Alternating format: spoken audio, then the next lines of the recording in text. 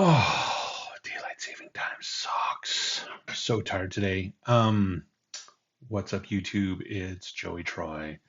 Today we're going to be going over Dr. Glover's equation for the optimal imaging time for astrophotography using AI, aka ChatGPT. Um, this should be a pretty quick video. I'm just going to run through it pretty fast and kind of just give you an overview of how I used his model to basically figure out telescope plus camera plus Bortle skies equals score. So join me and let's jump in.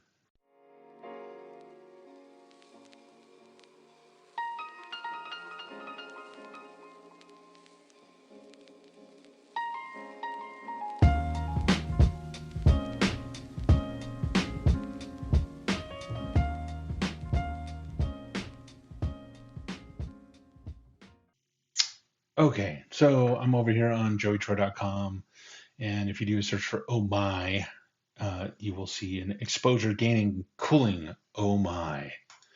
So on this blog post that I did, if I could just click, that would be amazing. I basically kind of give you like a rundown of Dr. Robin Glover's, um, basically his information about. Geez, man, I'm tired. This sucks.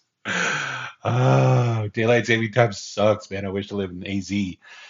Um, okay, so anyways, let's see if I can try to focus. Focus. Okay, so Dr. Robin Glover, he's got this killer video. It's done by Deep Sky Astrophotography. He was able to join him in one of his conferences and basically recorded the whole thing. So I basically went in here and snagged his equation for figuring out the optimal basically imaging time. So we're just going to save this down to the desktop.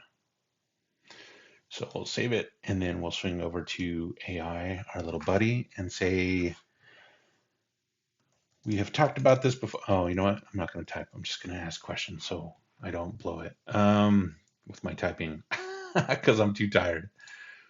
We talked about this before, but can you go over Dr. Glover's equation? I gotta think so hard right now, man. Like I said, I'm dying. Uh, we want to use it to try to figure out the optimal camera paired with telescope based on Bortle class. Okay, so pop it into AI. It'll do some checking here. And what's cool is at least last time when it did it, it pulled out the equation and like actually spit it out. Boom! I love it. So sweet. So basically, it just explains the equation is essential for determining the optimal exposure time for astrophotography based on sky brightness, Bortle class, camera read noise, and shot noise contribution. So it's going to go through and explain all this stuff, and it's essentially going to how to use this for camera and telescope pairing and sky brightness. There's all kinds of stuff in here. I've already uploaded information about the ASI 2600 and all that. So it's just calculating all that stuff, and it's like super equation heavy. So I'm not an equation dude. I don't even swear that I'm one. So it's extremely helpful to kind of put this into AI to be able to take something from a doctor that's like super smart and knowledgeable and then basically spit it out for yours truly.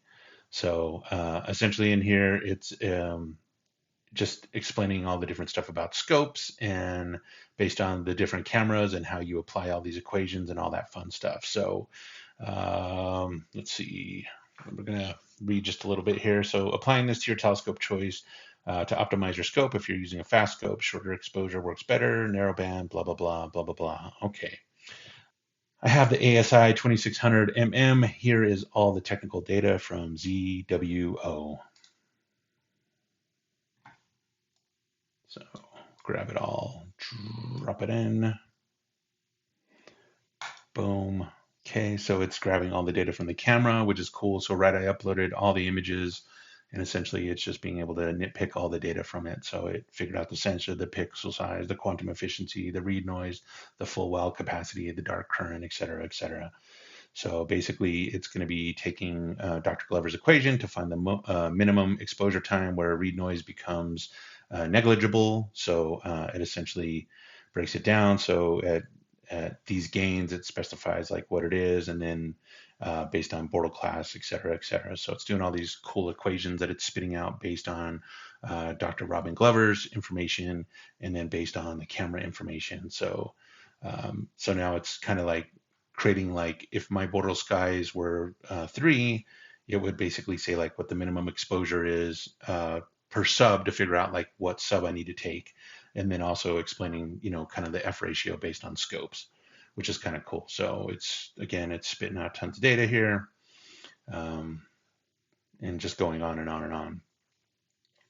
So in here, if you wanted to, you could go one step further and put in your Bortle class, and then you could put in your list of telescopes that you're looking to buy, and then essentially figure out what it is that you need to do. So it's pretty cool. It's giving you recommendations on broadband imaging and narrowband imaging based on Dr.